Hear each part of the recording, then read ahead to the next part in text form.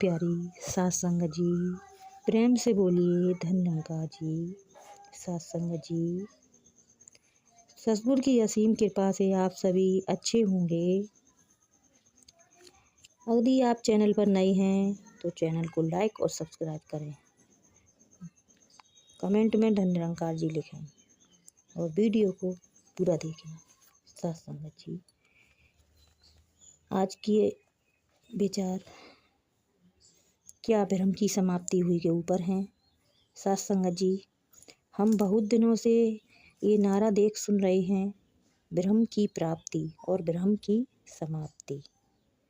और यह सुखद है कि सतगुरु बाबा की कृपा से हमें निर्गुण निराकार ब्रह्म की प्राप्ति हो गई है।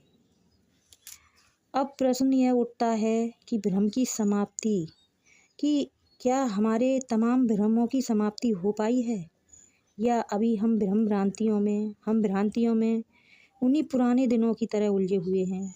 अपने अपने मनों का निरीक्षण करने की आवश्यकता है कि कहीं हम उन लोगों में से तो नहीं हैं जो आज भी किसी खास दिशा, किसी खास दिन या किसी खास समय को ही शुभ मानते हैं। ऐसे लोगों का मानना है कि अगर कोई शुभ काम करना है तो पूरब की मुँह करके करना है, वरना अपशगुन हो जाएगा। किसी खास मुहूर्त या लगन में से ये काम हो जाना चाहिए, अगर मुहूर्त बीत गया तो अशुभ हो जाएगा, आदि आदि। ऐसी कई मान्यताएं जो इंसान के मन के ऊपर हावी रहती हैं, चाहे वह व्यक्ति कितना भी पढ़ा लिखा ही क्यों ना हो।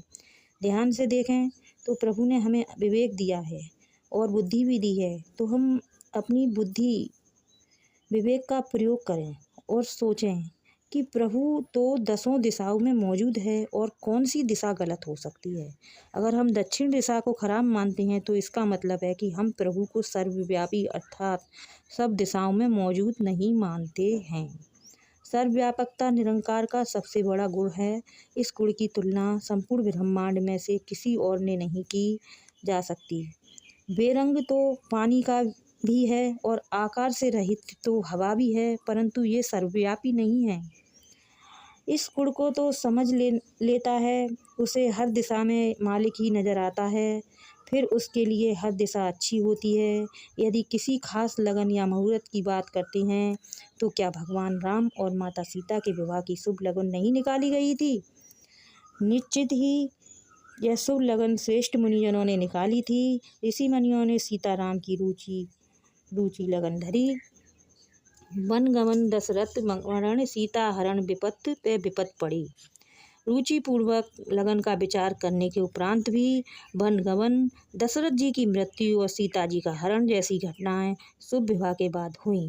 इसीलिए इन भ्रमों को हमें मन से निकालना होगा।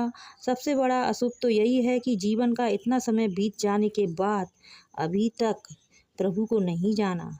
इससे बड़ा अपशगुन भला और क्या हो सकता है।